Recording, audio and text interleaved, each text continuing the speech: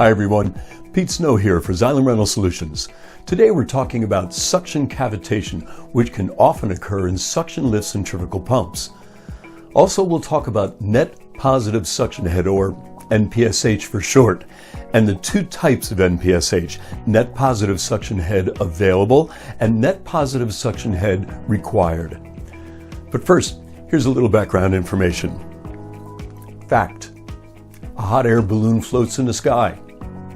But why? Well, because it's lighter than air, which means the Earth's atmosphere has weight, which by the force of gravity is pressing down on everything all of the time, including water. Now, when we apply heat to water, water molecules begin to move rapidly, eventually overcoming the prevailing atmospheric pressure. The result? Water changes states from liquid to vapor. And at sea level, this happens at 212 degrees Fahrenheit or about 100 degrees Celsius. But do you think we could get water to boil at, say, 50 degrees Fahrenheit or 12 degrees Celsius? That's not only a possibility, it's a potential reality with a suction lift centrifugal pump, which leads us to NPSH, or net positive suction head, jokingly referred to as not pumping so hot. Here's another fact. Every centrifugal pump requires a certain amount of positive pressure against the eye of the impeller to keep the water in a liquid state. In particular, when a suction lift pump is primed or pumping water, a vortex forms at the eye of the impeller, and at the eye of the vortex is a low pressure area, which is lower than the prevailing atmospheric pressure. And as we all know, high pressure goes to low pressure and water rises or is literally pushed by the higher pressure into the eye of the impeller. Now, the strength of that vortex is determined by the amount of resistance that the water encounters traveling through a hose to the eye of the impeller. The more the resistance, the stronger the vortex, and the more the atmospheric pressure is reduced when it enters the eye of the impeller. Here's a quick example. At sea level, you start with 14.7 psi of pressure, or about 34 feet head in imperial measurement, which is 1 bar, or often stated as 10.2 meters of head pressure in metric equivalent. Let's say the gravity and friction resistance on the suction side of the pump application equals about 7 psi, or about 16 feet, which would be about 0.48 bar, or 4.9 meters. Subtracting the resistance from the prevailing atmospheric pressure results in a net positive suction head available, or NPSH-A, at the eye of the impeller.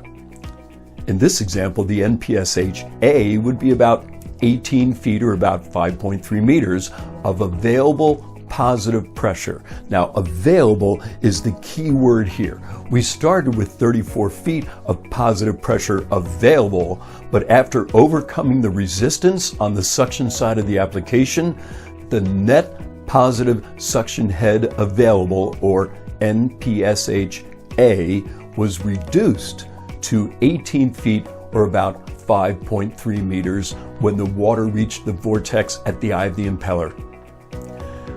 Now let's talk about the impeller.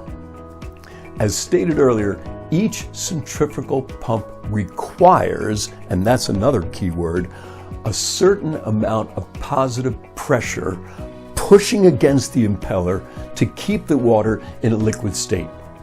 This is net positive suction head required, shown here in an NPSH curve. And as you can see, the curve stays pretty level until it gets to high flow rates at the right-hand side of the curve.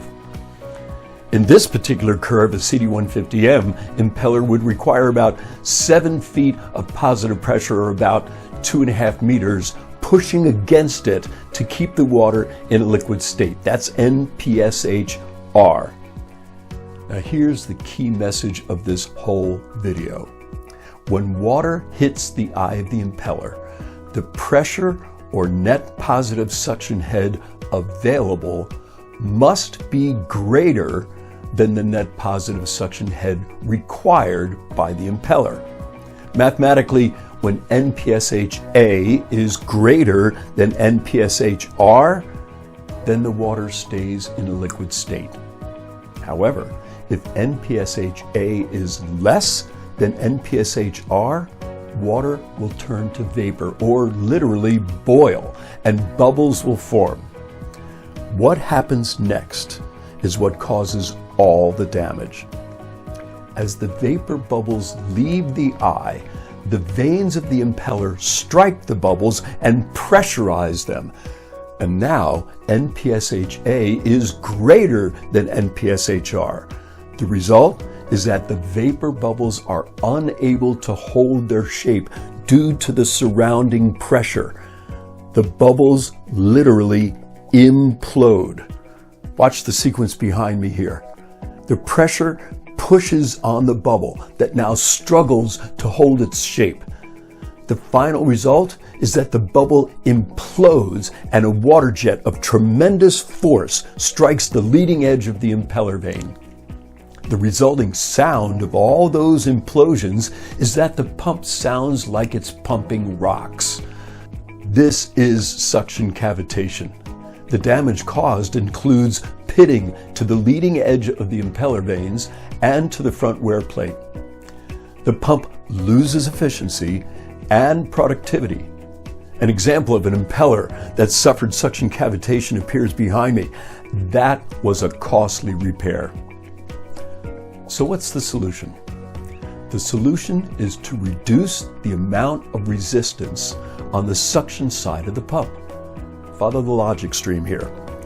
Reducing resistance, gravity or friction, on the suction side of the pump will increase the amount of NPSH-A available, which will now be more than the NPSH-R required of the impeller, which will keep the water in a liquid state at the eye of the impeller, which will eliminate suction cavitation.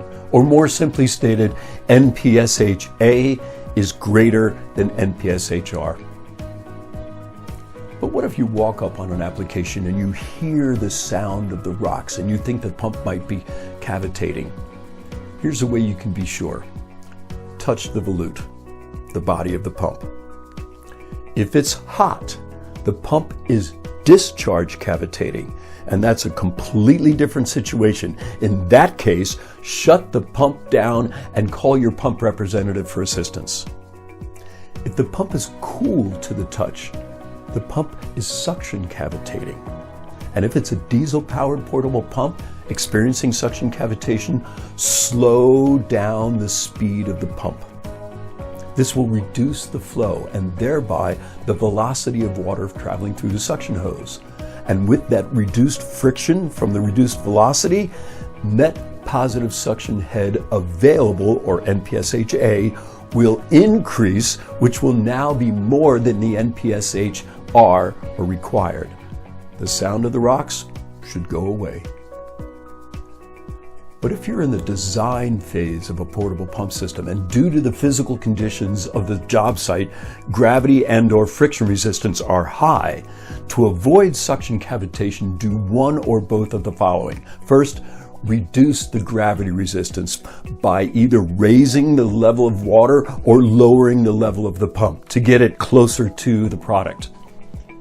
2, reduce the friction resistance by increasing the diameter of the suction hose. So here's a quick summary of everything that we've covered. NPSH-A is the available pressure at the eye of the impeller. NPSH-R is the required pressure based on the design of the impeller. To avoid suction cavitation, NPSH-A available must always be greater than NPSH-R required. Suction cavitation causes pitting at the leading edges of the impeller and on the front wear plate. And finally, manage suction cavitation by reducing resistance on the suction side of the pump application. If you'd like to have more information, contact your local Xylem Rental Solutions pump expert. For Xylem Rental Solutions, I'm Pete Snow. See you next time.